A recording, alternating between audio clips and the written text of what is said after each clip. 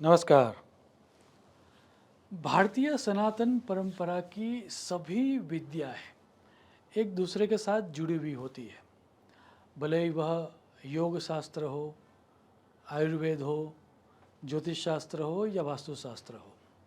जैसे कि for example, जब किसी व्यक्ति को अपने अंदर की शक्ति को जागृत करना होता है, तब हम योग शास्त्र में कहते हैं कि कुंडलिनी शक्ति को ध्यान देना चाहिए। अब इंटरेस्टिंगली ज्योतिष शास्त्र में हॉरोस्कोप को कुंडली कहते हैं। तो ये कुंडलिनी शक्ति और ये कुंडली एक दूसरे के साथ जुड़े हुए हैं, क्योंकि हमें मनुष्य कहा गया है। हमारे अंदर मन का प्राधान्य होता है और इसीलिए अमृत बिंदु उपनिषद में यह प्रसिद्ध सूत्र दिया गया, मनः एव मनुष्याणाम कारणम बंध मोक्षयो। बंधन और मुक्ति का कारण मन है। अब इंटरेस्टिंगली पुरुष सूक्त में ये कहा गया, चंद्रमा मनसो जातः। चंद्रमा मन है और इसी सिद्धांत को ज्योतिष शास्त्र में भी अप्लाई किया गया। और आचार्यों ने ये कहा कि जैसे जन्म कुंडली किसी को भी अभ्यास करना हो तो सर्वप्रथम जो चीज़ अभ्यास करनी होती है वह होती है आयुष्य। यदि आयुष्य ही नहीं है तो कुंडली में कितने ही राजयोग क्यों ना हो, वह राजयोग का क्या लाभ। आयुष्य है तो राजयोग है और तो कुंडली है। बट क्योंकि हमारा मन हमारे लिए प्राधान्य रखता है और यदि हमारे अंदर छुपी हुई शक्ति को हमें जागृत करना हो तो आचार्यों ने एक बड़ा ही मूल्यवान सूत्र दिया और उन्होंने सूत्र ये दिया कि आपकी कुंडली में जहाँ चंद्रमा है उससे 8वां भाव अर्थात 8th house from the moon, वहाँ पर आपकी गुप्त शक्तियाँ पड़ी हुई है। यदि आप चंद्रमा से 8वें भाव को जागृत करोगे तो you will be able to activate your kundali. इस सूत्र को हम आज आराम से समझते हैं, डिटेल में समझते हैं। मान लीजिए फॉर एग्जांपल किसी व्यक्ति का जो मून है वह मून फर्स्ट हाउस में है, चंद्रमा फर्स्ट हाउस में है, तो उसका आधार, ये जो सूत्र था उसका अर्थ ये हो गया कि उस व्यक्ति के लिए अब इसमें कौन सा लग्न है, चंद्रमा कौन सी राशि में है, वो सब नहीं देखना है। ये प्रिंसिपल आचार्यों ने कहा कि इन एवरी एस्पेक्ट खरा उतरता है। तो यदि किसी व्यक्ति का चंद्रमा लग्न में है तो लग्न से 8वां भाव ये उसका पावर हाउस हो गया। तो उसका अर्थ ये हुआ कि यदि वह व्यक्ति गूढ़ विद्या में जाए, मिस्टिसिज्म में जाए या मेडिटेशन, योग जैसी चीज़ों में यदि वह व्यक्ति अपने आप को डालेगा, इतना ही नहीं, इन लॉस 8वें भाव के जो जो कारकत्व है, 8वें भाव को कहा गया है कि आपके इन लॉस, यदि आप आपके इन लॉस के लिए उनके वेलबींग के लिए कुछ काम करोगे तो भी 8th हाउस एक्टिवेट होगा और इस कुंडली का बल मिलेगा। अब मान लीजिए किसी व्यक्ति का चंद्रमा जो है वह 2nd हाउस में है, moon is in 2nd house, तो उसका अर्थ ये हो गया कि 2nd हाउस से देखने जाए तो 8वां भाव आता है 9th हाउस। सो जिसका भी चंद्रमा 2nd हाउस में है उस व्यक्ति का पावर, उस कुंडली का पावर 9th हाउस से आएगा।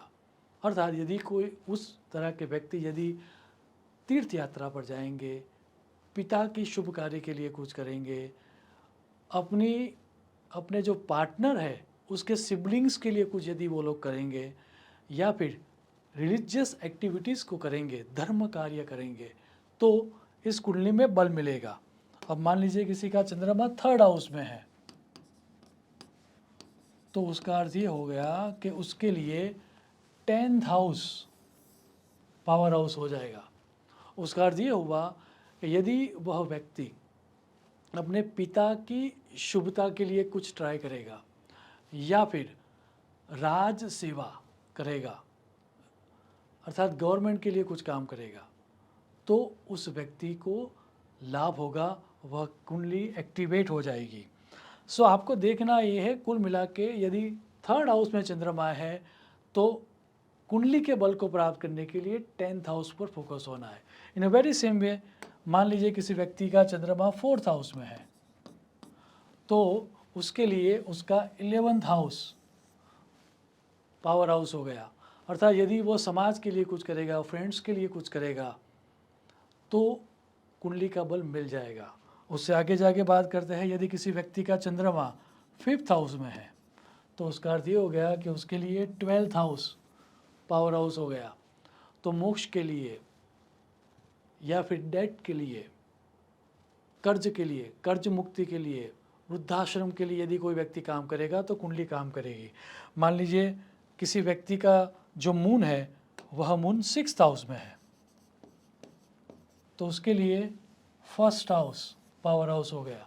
अर्थात उस व्यक्ति को खुद के ऊपर काम करना होगा, खुद के एस्पिरेशंस के लिए काम करना होगा, अपनी महत्वाकांक्षाओं के लिए काम करना होगा, तो कुंडली काम करेगी। अब मान लीजिए किसी का चंद्रमा जो है वह 7th हाउस में है तो उसका अर्थ ये हो गया कि उस व्यक्ति के लिए 2nd हाउस पावर हाउस हो गया। अर्थात उसको अपनी वाणी के ऊपर काम करना होगा, अपने फैमिली के लिए काम करना होगा, तो कुंडली काम करेंगी। इन अ वेरी सेम वे, मान लीजिए किसी व्यक्ति का जो चंद्रमा है वह 8th हाउस में है तो उसके लिए पावर हाउस हो जाएगा 3rd हाउस। उसको अपने सिबलिंग्स के लिए काम करना होगा, उसको शॉर्ट जर्नीज करनी होगी, तो कुंडली काम करेगी। इन अ वेरी सेम वे, मान लीजिए किसी व्यक्ति का जो चंद्रमा है वह 9th हाउस में है तो उस व्यक्ति के लिए 4th हाउस पावर हाउस हो जाएगा। उसको अपनी माता के लिए, अपनी प्रॉपर्टी के लिए, अपने स्वदेश के लिए काम करना होगा, होमलैंड के लिए काम करना होगा, तो कुंडली काम करेगी।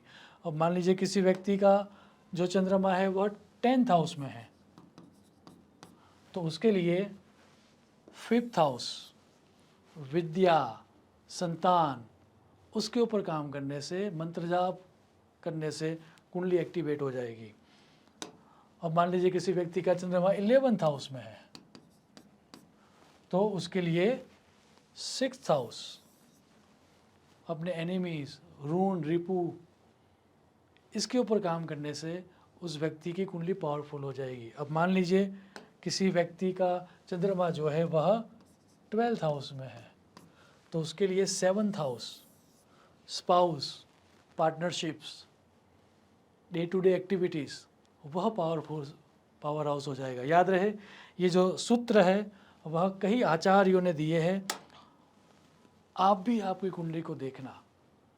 मैंने भी अपने ये लिमिटेड कार्यकाल में और मेरी लिमिटेड समझ के आधार पर इस सिद्धांत को लगाया है और अमेजिंग रिजल्ट्स को प्राप्त किया है। आप अपनी कुंडली को देखना, चंद्रमा कहाँ पर है वो देखना और ये सिद्धांत अपने ऊपर एप्लीकेबल करना, और आपको क्या रिजल्ट मिल रहा है वह कमेंट बॉक्स में लिखना, ताकि ये जो मेरी लिमिटेड रिसर्च है वो आगे जाके और ज़्यादा फुल प्रूफ हो जाए। शुभम भवतु। प्रणाम।